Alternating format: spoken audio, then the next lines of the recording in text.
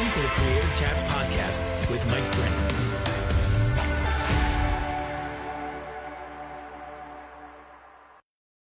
Hey, welcome friends to another episode of Creative Chats. It's the podcast for artists, makers, and creative thinkers where we talk about creativity, the creative process, and story.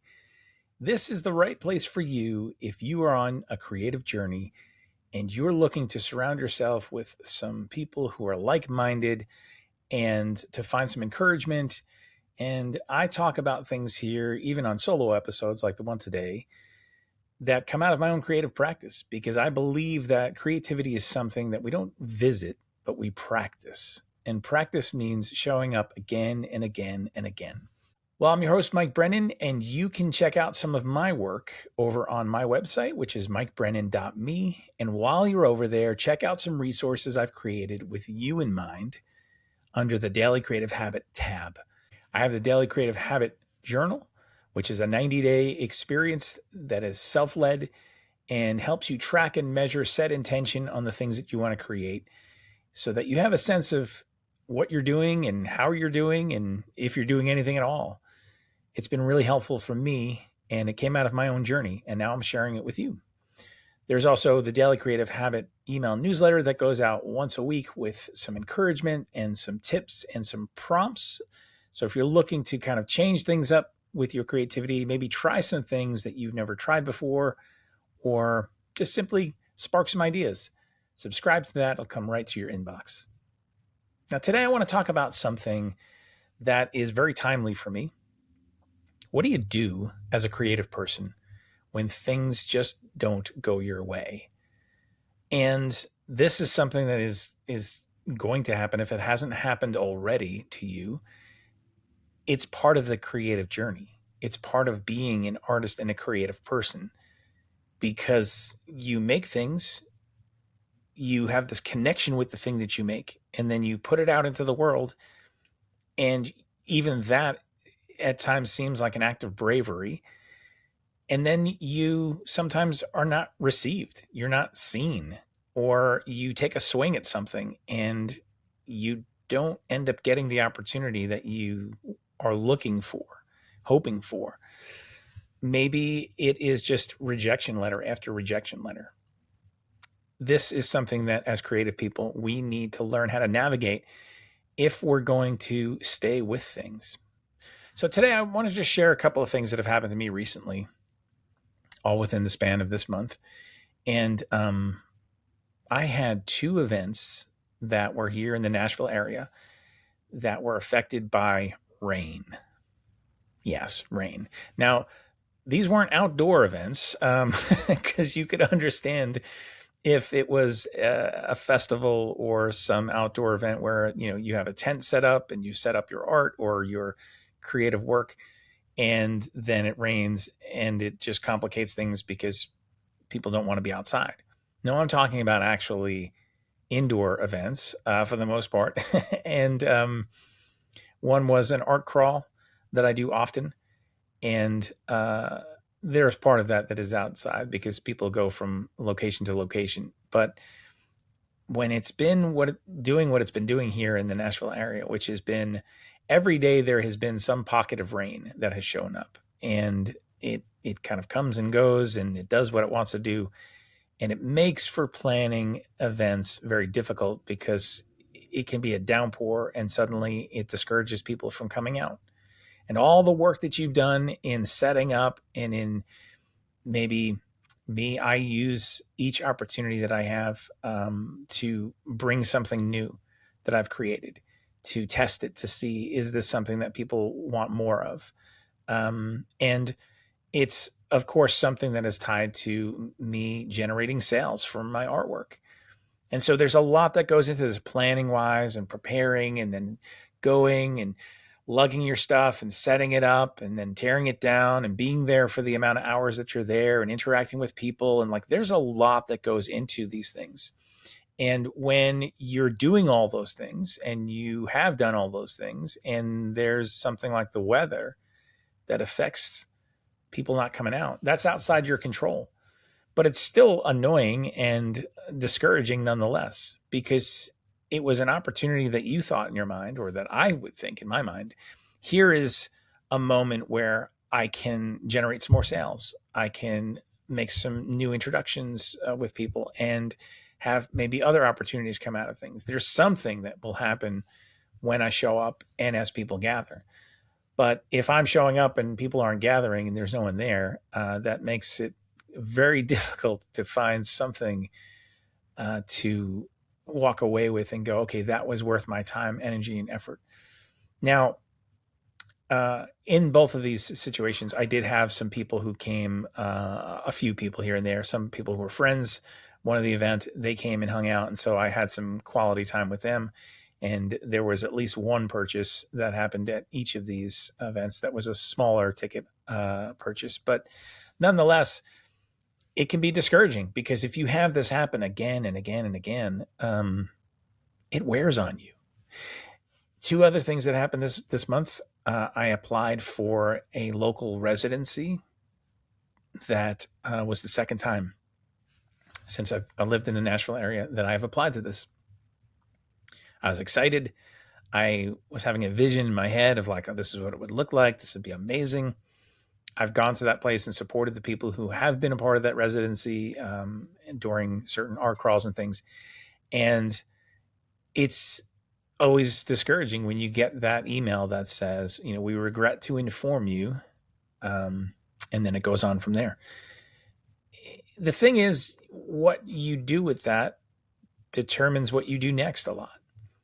Because you can read that and think, well, I'm not good enough. You think, my work's not good enough. I wasn't chosen. I wasn't picked. I wasn't validated. Therefore, something's wrong with me or my work. When in reality, they might have a set of criteria that they're running through. You don't know who else is applying. You don't know what they're looking for and not looking for. It could simply be that they had a lot of people that use a certain medium or fall in a certain category or even a demographic.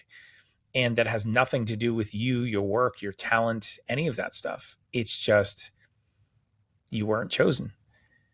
It doesn't make the emotional sting any less, but to remember that is important. And then I had a show that I applied for that I thought, man, this would be amazing. I do some work that is around Pee Wee Herman, and there was a show in LA, and somebody alerted me to this, and they're like, dude, you have to enter this. And so I was all excited, and I sent some stuff, and it was one of those, they'll let you know if they're interested, but otherwise they may not contact you because of the amount of people who are applying to be in the show. And so I submitted my stuff and then didn't hear anything. And then next thing I know, they're advertising about the show. And of course, I wasn't a part of that. And so I thought, man, this would be perfect. I would be a great fit for this. And again, I don't know why. Of course, there's only a limited amount of space and people that they can accept. And so what do you do with that? What do you do with when you have 4 things like that within 4 weeks? I can tell you that for me, I sit in the moment and experience it. And if I need to feel something, I feel it. But I've learned that I can't let it stop me. I can't let it discourage me. I may be bummed for a moment. And again, do what you need to do, but don't get stuck there. For me, it is processing. It is realizing that the more things that I do, the more things the more swings I take, there's a percentage that some of them are going to work out and some of them won't. And really what I want to talk about is like, what do we do when we come against these obstacles, when we get the rejection letters, when we feel like things are just not working out for us? And maybe it's repeatedly. How do we process that? What do we do with that information? A lot of times it's that internal voice that is telling us it's us, it's our talent or lack of. It is somehow we're not enough, we're too much, we're not what people are looking for. the work that we do doesn't have value. Those are the voices of discouragement that can be there when we experience repeated rejection and opportunities not opening for us. Now, I wrote a blog post about this recently, and I was thinking about how people have said early on, don't do this. Don't be an artist. Don't be a creative person for your livelihood unless you truly love it, unless you really, really love it. And when you hear that, especially when you're younger, there's a little sense of like, well, of course I love it. I mean, that's ridiculous to think otherwise. And almost like a, I'll show you type of thing. The rebel artist rises up in you and goes like, man, don't tell me what to do or not to do. And there's also a part of that that's like, when you're a creator, you have to create, because if you don't, you will wither, you will be frustrated. It needs to be a part of who you are and how you show up in this world. So what that looks like then is up to you, whether that is something that is a hobby and is a place that just is for you alone, or it's something that you decide you want to make your livelihood off of and be a, creative professional or working professional, creative. That's your choice. And we all have to walk our own path. But this thought of, do you really love it? Do you really love it? And not love it in terms of, I'm loving it because I can do work or I seek to do work that would receive accolades, that would be very seen, high visibility, that would generate a lot of income and sales. A lot of times that just either comes after a long period of time and a lot of missed opportunities before opportunities that actually connect.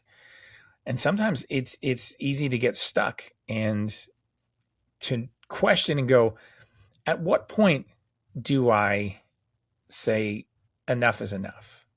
This isn't working. Something's not working because I'm not getting the results that I want to get.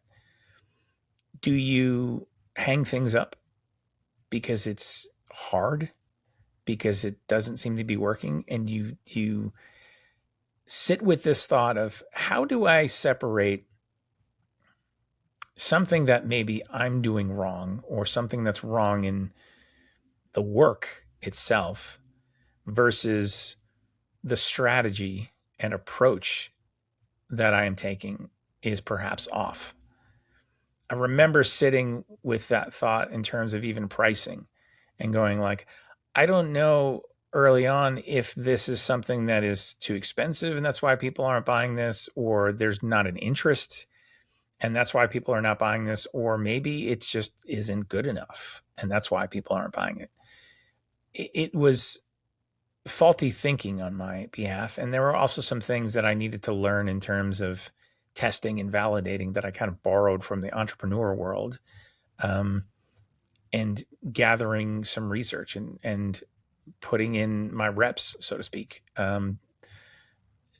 doing things and testing and measuring and gathering data, things that are not normal thoughts for a lot of artists, especially.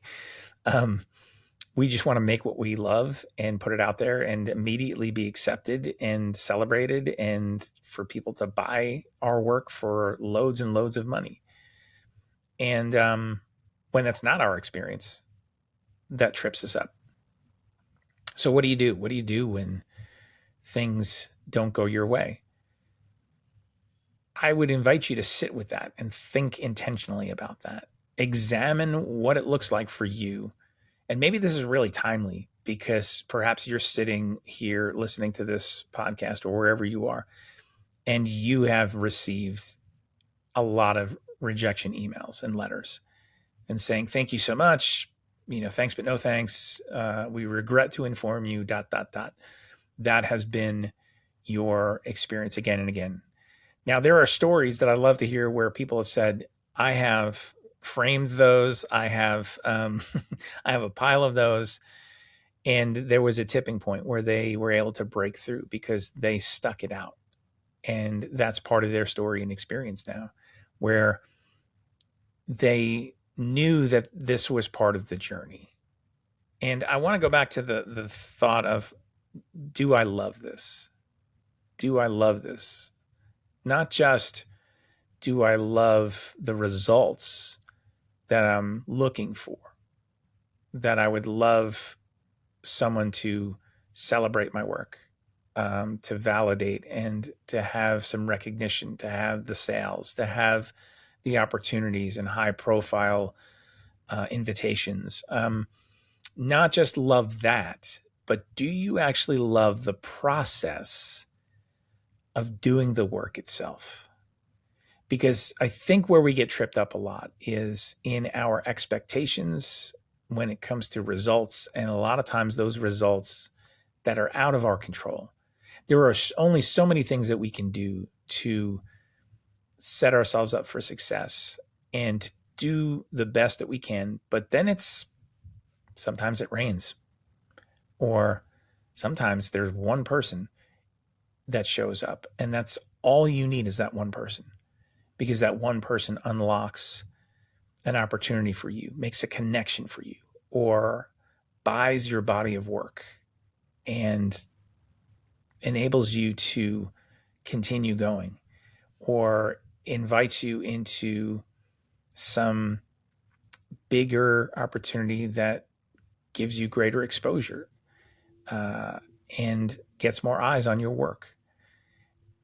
We don't know about those things. We can try to control variables as much as we can, but there's so much that's out of our control.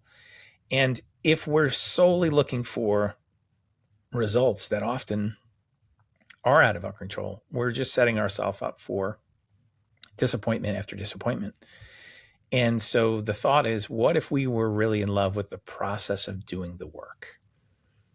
And yes, take swings. Yes, send in for those opportunities that you want to be a part of. Apply for the shows. Set up, sell your work. If that's what you want to do, that is aligned with where you feel you're going and want to go. Do all those things repeatedly. And just know that this rejection and this sometimes missed opportunities and times when things don't go our way, it's all part of the journey. It's all part of this process. And to stay open enough to think to ourselves, how can I lean into this and learn from it? How can I be sure that I am doing what I need to do on my end to keep going? And love the process, because I'm loving that I get to do the work. I'm loving that I can have ideas. I'm loving that I can execute things. I'm loving that I have the resources to be able to do my creative work. Whatever that looks like for you, lean into that and keep going with that. Now, something else I want to touch on is thinking about, how do you respond? What is your natural bias towards this? And what I mean is, some people, when they experience these setbacks, they will come out swinging. They will say, well, I'll show you. You don't want me. You want to reject me? Guess what? You just lit a fire under me, and I am now unstoppable. And I'm going to increase my workload, and I'm going to increase the amount of things that I apply for, and increase and increase and increase and increase. And taken to the extreme, what will happen in that instance will be most likely burnout, because it's not sustainable. Because you've got this fire in you that, yes, like, we need to show up and be motivated and fiery at times, but we also need rest. We also need a pace that is sustainable, a consistency. And it's hard to be consistent if you are just constantly swinging and swinging and swinging and swinging. You will get tired. And if more of those things start to come through, who's to say that those are even the right things for you, the best things for you? you may be taking an approach that is setting yourself up for failure in a different way, because now you've got things that you need to fulfill, obligations and opportunities that perhaps are not really aligned and maybe aren't taking you where you want to go long term. And it's come as a result because you've just decided to swing at everything and be so fiery about everything that you have not been selective. You have not honed your vision. You have not leaned into what you truly, truly want, because maybe you're not even sure what that is, but you're just thinking some movement is better than no movement, and it drives you. That's the one extreme. The other extreme is to get rejection upon rejection and then say, I'm going to hide. Essentially, I'm going to not fight. I'm going to be sad about this, and I'm going to hedge my bets, and I'm going to manage my expectations in such a way that I'm going to shrink. And the only opportunities that I will take will be ones that I know that I can be sure to win at. And a lot of times that limits us, because it's not about growth. It's not about where we want to go. It's a lot of times more about where we've been. And it can be about an older narrative, something that perhaps we've outgrown, but it feels safe. It feels familiar. And there is this way of having it just really make us shrink and hide. And so for some people, that has caused them to go, I'm just going to do my creative work. I'm going to do my art as a hobby because it's too painful for me to try to put it out into the public and experience this rejection after rejection. It's more manageable for me, and it's safer for me to have it play a smaller role in my life, because then I'm shielding myself. Then I'm safe. Then I can control some outcomes and don't have to worry about that painful experience. Either extreme, the fighting and the swinging constantly, or the hiding and shrinking, either one of those extremes is not going to be healthy for us. It's not a great response in the midst of the creative journey, having setbacks and adversity and sometimes failure. I think it's a mix of those things. I think it is a knowing when to lay back and rest and assess and make sure that you're actually aligned and that you've invested in yourself enough to know what it is that you want. And sometimes it's by doing things that you find out. I need to try some things to figure out, is this something I want to do? I mean, there was a while back where I had done a lot more Comic-Con type events and shows. That was part of my regular way of showing up.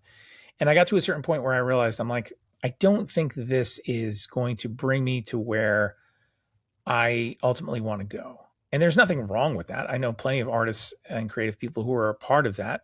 And I still love to go and attend and support those people as well. But that as a strategy for me was not something that was ultimately aligned.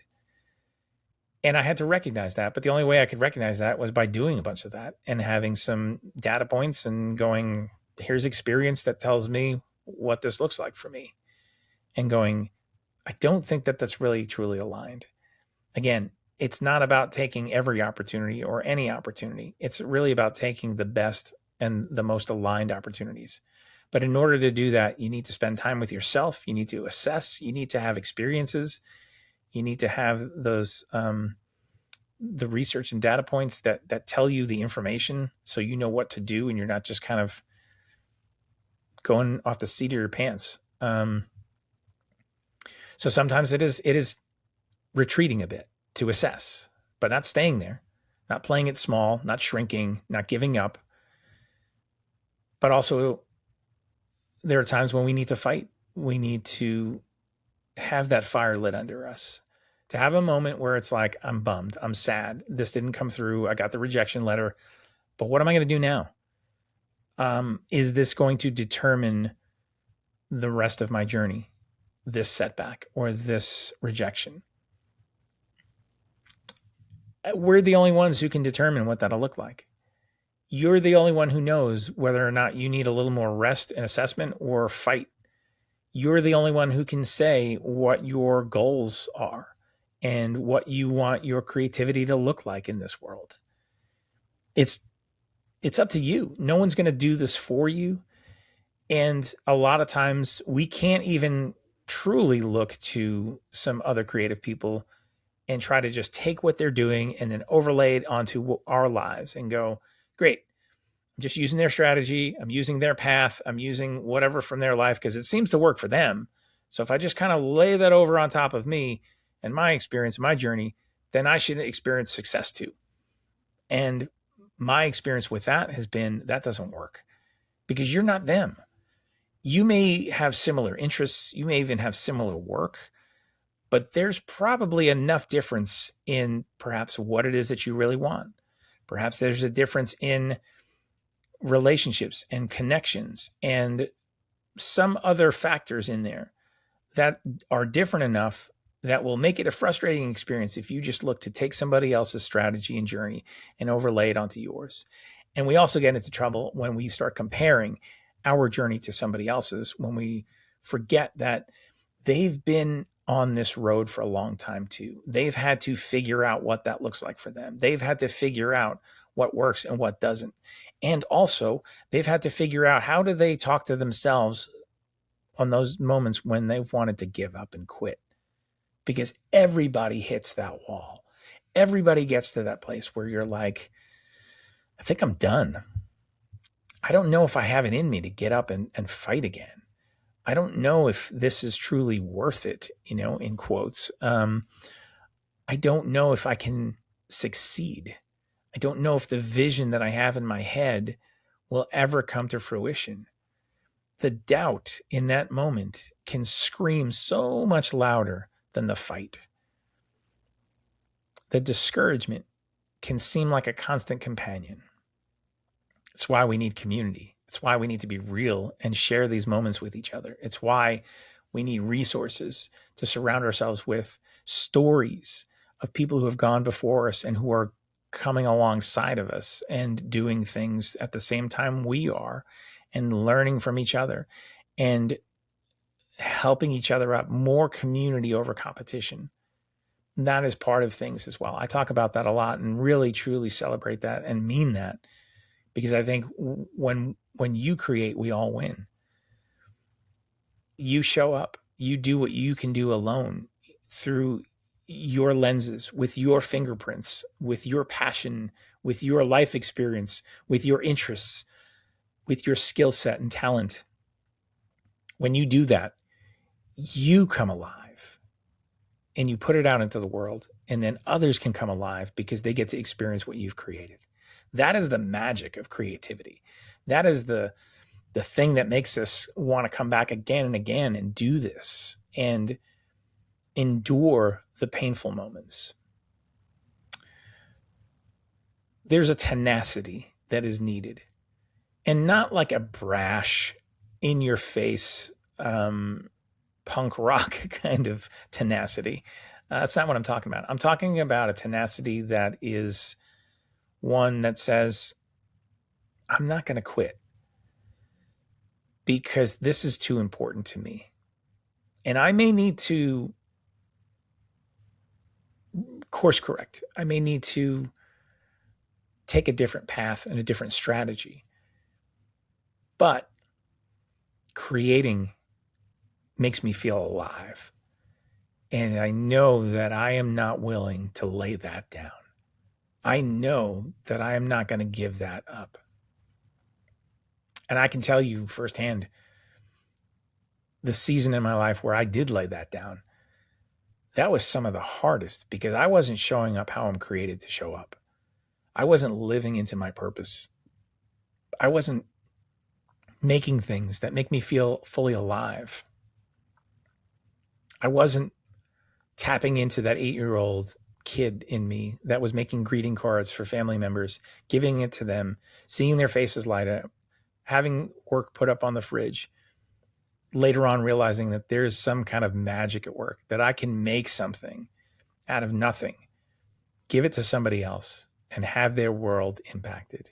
And then I can have my world impacted because I know that I've done something that has been special and meaningful and changed somebody else's life, even if just for a moment. Like that. I want more of that. I want to leverage my life around that. It took a long time for me to realize that that's what's at stake.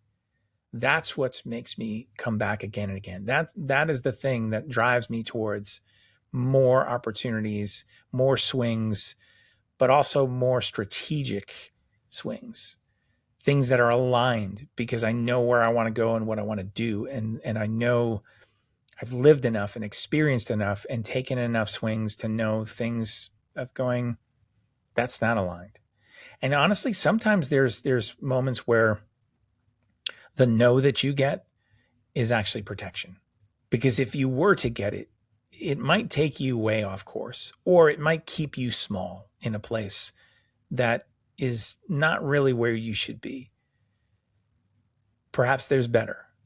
Perhaps there is bigger, or perhaps there's just different. And not every rejection is a knock against who we are or what we do, or like I said, there are other variables at work, and sometimes it is protection.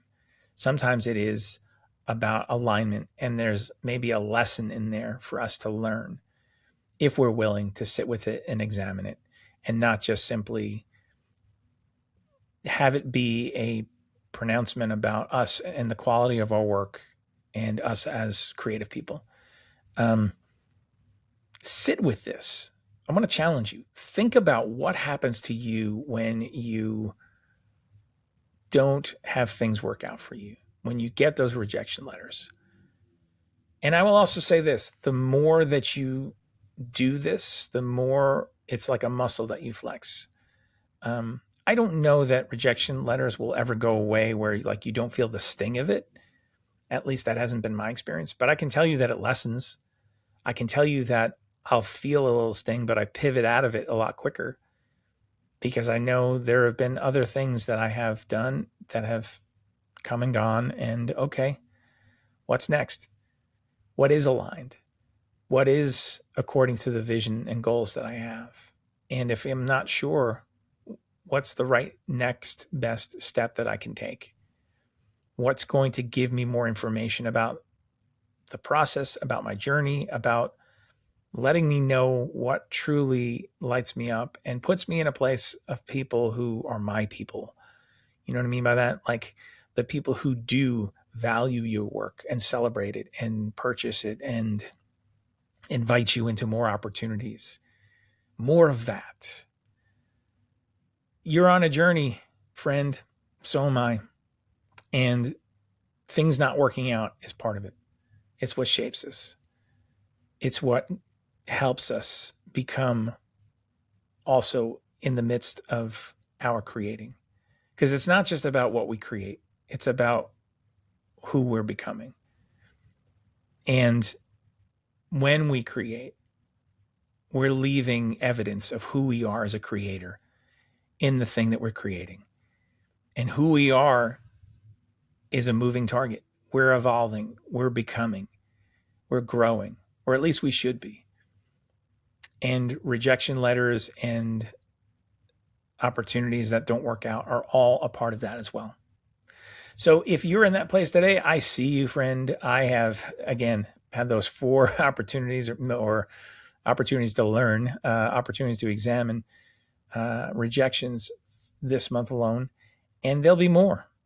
But there'll also be some times that it does work out and that there is a leveling up moment and where there is a relationship that comes about because I showed up, or a sale that comes through that enables me to continue to do what I love to do. It's all part of the journey, friend. And so my encouragement to you is to keep at it, keep showing up, learn to be tenacious if you're not. Be stubborn about the right things and open-handed with the things that are outside your control. Look to learn, look to become the best creative person that you can be, and honestly, the best person you can be in the midst of your creative journey. Increase your skill level, increase your knowledge of all the things, techniques and marketing and all the things we need to learn as creative people, even the stuff that we don't like. And even that is a separate conversation. Sometimes we need to learn and embrace and grow into the things that we don't like, because not doing so will keep us from moving forward. It'll keep us small, or it'll keep doors closed. So be nimble, be active, show up, create, release. Don't get tied to things that can be disappointments, outcomes that we have no control over, the results that so often will come, but will come as a direct correlation of us continuing to show up, continuing to do the work. So be encouraged today, friend. You're not alone if you're in that place. And if you haven't experienced some setbacks, maybe it's because you're not taking enough swings, maybe because you're hiding. And I want to call you out on that today and say, take a swing, do something, show up, flex to be a little bigger than you were yesterday, and see what happens. Keep doing that. As I always leave you with these solo episodes, I'm leaving you with the charge. Go create something.